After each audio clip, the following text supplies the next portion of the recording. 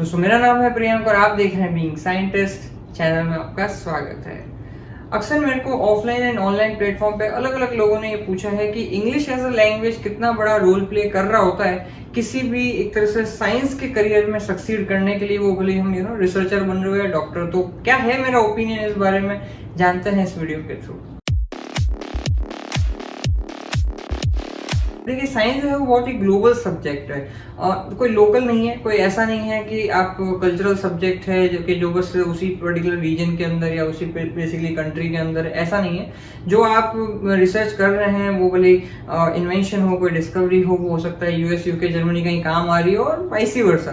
तो ये बहुत ही एक तरह से ग्लोबल स्टैंडर्ड की चीज है। और साथ के साथ में आप जो भी इंफॉर्मेशन गैदर करना चाहेंगे, वो भले इंटरनेट हो या कोई क्वालिटी बुक्स वगैरह आप लेना चाहे, तो मोस्टली आपको इंग्लिश में मिलेगी। हिंदी में ट्रांसलेटेड वर्जन बहुत रेयरली मिलेगा या आपकी लोकल रीजनल लैंग्वेज में बहुत ही कम मिलेगा। अब ये हुई सिर्फ नॉलेज गैदर करने की बात। अब मान लीजिए आप लेट्स से कि मैं एमबीबीएस छोड़ता हूँ फॉर टाइमिंग, और आप मान लीजिए इंटरव्यू देने के लिए आते हैं, पीएचडी इंटरव्यू देने के लिए, जिसके ऊपर मैंने वीडियो भी बनाया था और इसमें लास्ट पॉइंट मैंने यही बताया था कि आपको इंग्लिश कम्युनिकेबल लेवल की तो एक तरह से आनी ही चाहिए।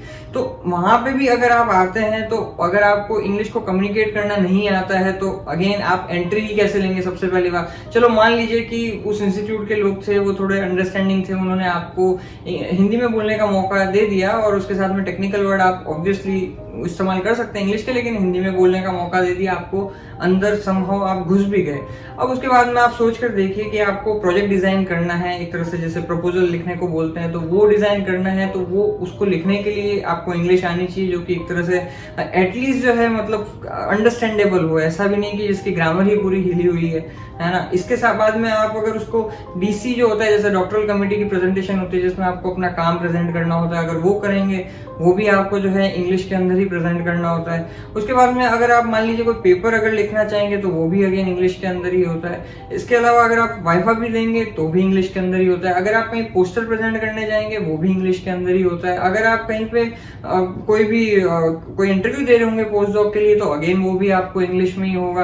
तो ऐसे बहुत सारी जो है मतलब चीजें, आप किसी को फंडिंग के लिए कहीं पे अप्रोच कर रहे होंगे, जब साइंटिस्ट बन जाएंगे तो वो भी आपको रिसर्च प्रपोजल इंग्लिश में ही बना के देना है। वहां से वापस मान लीजिए अगर इंटरव्यू दे रहे होंगे, वहां पे एक तरह से प्रेजेंटेशन दे रहे होंगे किसी को, एक लार्जर कम्युनिटी को अपना काम कन्वे करने के लिए और उनको फैसिनेट करने के लिए कि वो ताकि आपको फंडिंग दे सके, अगेन वो भी इंग्लिश में ही होगा। तो आप भले हो सकता है आप बहुत ही अच्छे हो एक तरह से, आप अपनी नेटिव लैंग्वेज में समझाने में, वो हिंदी हो सकती है, तमिल, मलयालम, व्हाटएवर, वो जिसमें भी आप कंफर्टेबल हैं, आप हो सकता है बहुत अच्छे हो। लेकिन साइंस में जो है यहाँ पे अगर आपको फ्लरिश करना है, तो आप समझ ही गए होंगे कि इंग्लिश का रोल कितना ज्यादा जरूरी है। नहीं तो आप खुद सोच के देखिए कि आपकी कंडीशन ऐसे हो जाएगी कि आपको आता बहुत कुछ है, मान लीजिए आपको अपने काम के बारे में बहुत अच्छे से आता है, आपका साइंटिफिक माइंड भी है, आपने मान लीजिए समहाउ पेपर भी जो है काफी अच्छे पब्लिश कर दिए हैं क्योंकि आपकी रिटर्न इंग्लिश अच्छी थी, लेकिन लेट्स से आपकी कम्युनिकेबल जो इंग्लिश है वो उतनी अच्छी नहीं थी। तो समवेयर आप जो है आपको सब कुछ आते हुए भी आप जब बोल रहे होंगे तो अंडर कॉन्फिडेंट फील कर रहे होंगे, क्योंकि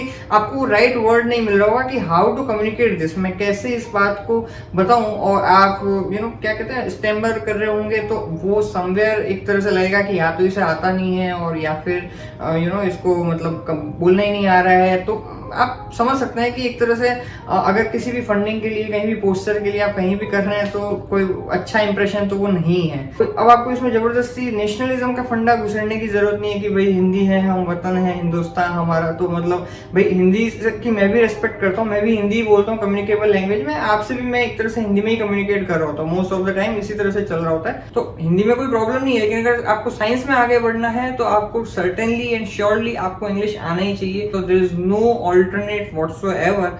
और जितना जल्दी आप सीख लेंगे, अगर आप बैचलर्स लेवल पे हैं, मास्टर्स लेवल पे, जितना जल्दी आप सीख लेंगे उतना ज़्यादा आपके लिए फ़ायदा है, उतना ज़्यादा आपको हर लेवल पे एक कॉन्फिडेंस फील होगा, हर लेवल पे आपको ये भी होगा कि आप अपनी बात को रख पा रहे हैं एक फ्लुएंसी के साथ में। तो भले आप बैचलर्स में हैं, मास्टर्स में, आप कुछ भी कर रहे हैं, जितना जल्दी हो सके आप इंग्लिश सीख लीजिए। मैंने खुद एक तरह से, शायद आपको नहीं पता होगा, हिंदी मीडियम बैकग्राउंड से आता हूँ, मेरी स्कूलिंग पूरी मतलब 12th तक मैंने हिंदी मीडियम में पढ़ा है, लेकिन उसके बावजूद भी मैंने अपनी रिटर्न इंग्लिश में सुधार किया है और साथ के साथ में वर्बल इंग्लिश में भी सुधार किया। Over the period of time. So it takes time, ऐसी कोई बात नहीं है, धीरे धीरे इंप्रूव होती है।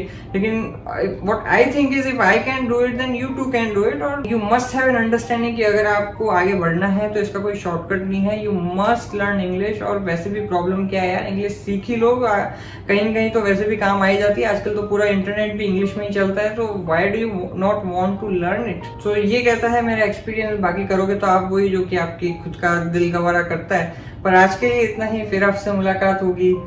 जय विज्ञान।